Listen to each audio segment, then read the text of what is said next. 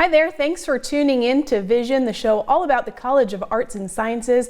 We've got a special guest on today's show, Anya Debicka-Dyer. She is an instructor and recruitment coordinator in the Department of Classical and Modern Languages and Literatures. That's Woo! right. That's a long one. I got it right though. So thank you so much for being on Vision. Thank you for having me. Wonderful to have you. You're here to talk about an event, a big event that your department is putting on coming up in the spring semester. But I want our audience to know a little bit about you first. So can you talk about your role as an instructor and kind of what classes you teach? Of course, thank you. I have been teaching at MSU since 2007, and I teach introductory language courses, primarily Spanish and then French at times. Okay. And I also teach seminars, like the first year experience seminar. Nice. So you have a lot of students. We were chatting before we started that you have 120 students a semester. That's correct. You see a ton of students per year. Mm-hmm. That's amazing. And you remember a lot of them. I do remember. It's a hands-on class. Yes, it is. And so you're an instructor, you teach those classes, but you also have gotten into recruitment. Yes. How did that happen? Why did that happen? How is it going? I think it was a very natural transition for me. What we notice having so many students coming in to MSU and taking languages is that often they come in and they default into Spanish because they really don't know what else to do. They don't know what other languages to study, nor do they know why they should study languages to begin with. Right. And so we thought, instead of trying to tackle that problem when they get to MSU, let's go before they get to MSU and see if we can reach them before they even get here and show them all the opportunities that they could have with including languages as part of their studies or just choosing languages on their own. Right, and so you have other events then or other outreach programs throughout the year? Yes, the Language Expo is the main event that we have, that we host here, but I do occasionally travel to high schools and visit language students there. Okay. And then I also try to stay in touch with the high school language teachers to see what is it that they may need from us, try to create those connections and reach the students in their classrooms. No, that's interesting. We're going to get to the Language Expo here in a second. But why is Spanish the default, right? And what else do we offer here? What is, French, but what do you tell them, right? What's a big selling point for you?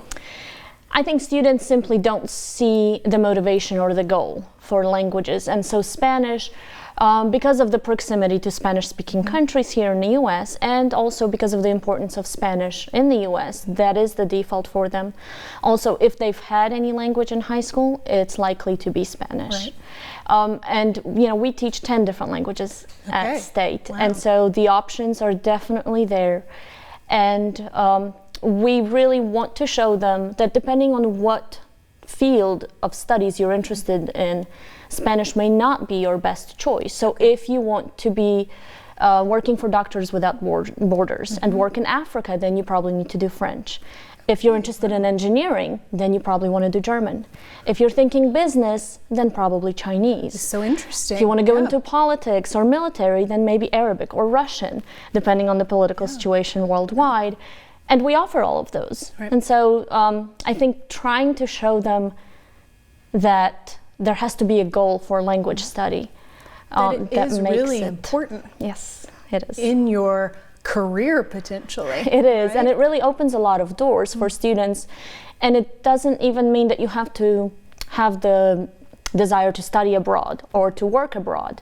I think a lot of those opportunities are available to students or later on in your careers here within the United States. Right. So many languages are not really foreign languages, they're languages spoken here. So 80% of people in the US have English as their native language, but 12% speak Spanish.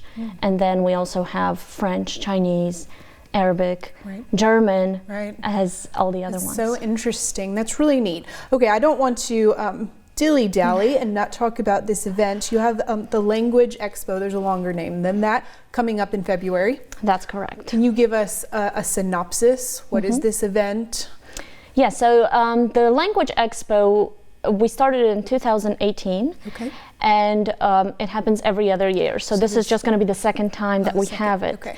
And the idea behind it was to bring students, high school students, to MSU campus, show them the university, let them interact with our current students and our faculty, and showcase how languages relate to whatever other field they're interested in. Mm-hmm. And so in 2018, during the first expo, we created conference-style sessions for them, mm-hmm. where they could learn about the interaction between business and languages, the arts and languages, and then culture and languages. And then the students got a chance to listen to panel discussions mm-hmm. on those topics, and then meet, like I said, our current students, interact with them. So this is the second time you've done it. Mm-hmm. In 2018, I'm assuming leading up to that, you were involved. Yes. What was that thought? I mean, you sort of touched on it, but mm-hmm. was there a void? Was there a need yes. for an event like this? And what was that sort of planning like leading up to the first event, right? Yes, the inaugural event was really difficult to plan because we didn't know what to expect. Right. But we knew there was a need for it. There was definitely a need, and we knew that from feedback from the high school teachers, but also knowing that the state of Mississippi does not have a language requirement in high school, a foreign language requirement in high school. And so any of the teachers that do teach in high schools often are at a loss because there aren't statewide events that are free, which ours is, okay. That they could attend with their language students mm-hmm. to show them, you're in my class and this can lead to something more than just, I'm studying a language and I don't know why. Right.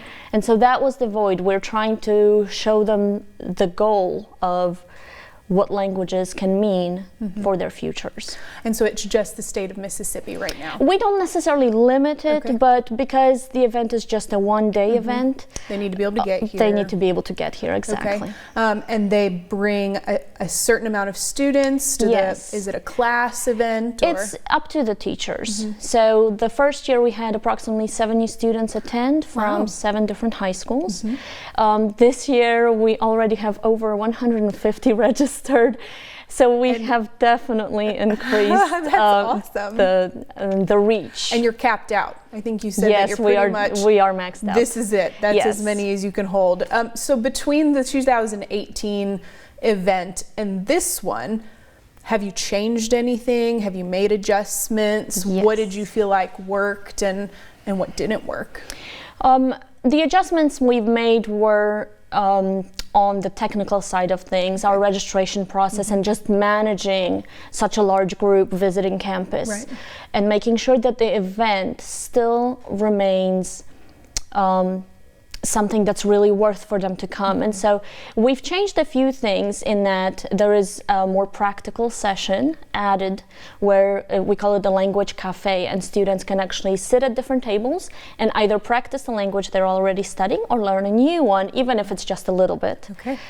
We also made a really cool practical session where we are calling it the world tour, and so students are getting a passport and they're going to walk around to different countries from which we do teach the languages, mm-hmm. and so they can get their passports stamped. That's and cool. Learn a little bit about the language or the culture. Mm-hmm.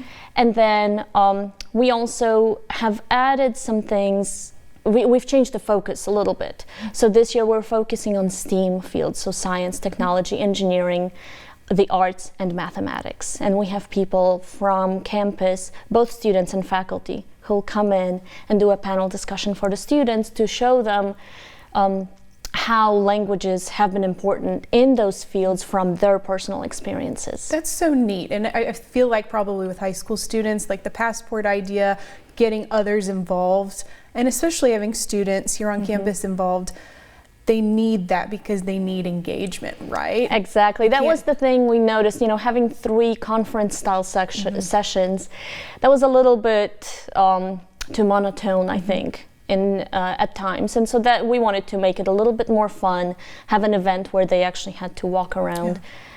That's so neat. Okay, so a lot of people go into making this happen, right? That's so there's correct. A lot of planning. Can you talk about you know, the efforts of other faculty and even the students that go into planning Yes. and making this happen? It's definitely a collaborative effort. I have been very fortunate to have full support of my department head and all of our faculty. And then we have a lot of support from the Dean of the College of Arts and Sciences. I've worked very closely with Hannah Bateman on that. And then we do have support from other departments around campus and other divisions in MSU. And so we have the Department of Geosciences sponsoring us, the Department of Philosophy and Religion, English. We also have Northern Gulf Institute, the Department of Mechanical Engineering. So it's definitely taken a lot of different groups coming together to bring everybody here. It is a collaborative effort. It is. I didn't realize that. Yeah, wow. And what do the students, and I know it's the second year, so you'll probably get more feedback this year from students, but our students on campus who are involved, what did they say the last time, or what are they saying now leading up into the, you know, to the event? What we found last time was that this event, while very helpful to the high school students, was extremely eye-opening to our current language students, because many of them, as we've mentioned earlier, take Spanish as a default and really don't see a path forward from that. When they attended some of our sessions, they saw that motivation. They understood, hey, I can do something with this. And I think that was why we really want to involve them even more. And actually this year, because one of the components of the expo is that high school students have to prepare their own projects, which they'll present. There is a competition involved as well. And so we'll actually have our current students judging those poster presentations. Neat. Okay. So cool. it's definitely, they'll be a lot more involved this year. Yeah, absolutely. So again, this is in February. That's right. It's for high school teachers and high school students. Before we end for the day, I kind of wanted to circle back to your personal story. You have a fascinating life story, I think. I know her husband, so I can say that.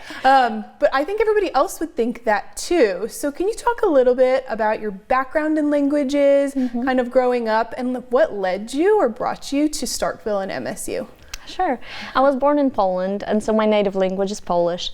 And when I was growing up, my parents realized that because Poland was still communist at the time, they knew that languages would be my way out should Poland remain in the political system that it was. Luckily, it has changed, but languages did give me a path that many of my other friends did not have. And so I started learning English when I was 6. And that was followed by Spanish, German, Latin, and then French. And then when I got to college, I realized that was the right career path for me at that time. So it just seemed like a natural transition. Wonderful. And I ended up here at Mississippi State University because of my husband, who is a professor in geosciences. That's awesome. What a neat story. Well, thank you so much for being on the show today. Thank what you an for awesome having me. event that you guys are going to have in February. And happy holidays. Happy holidays. All Thank right. you so much. Thank you all. We'll see you next time.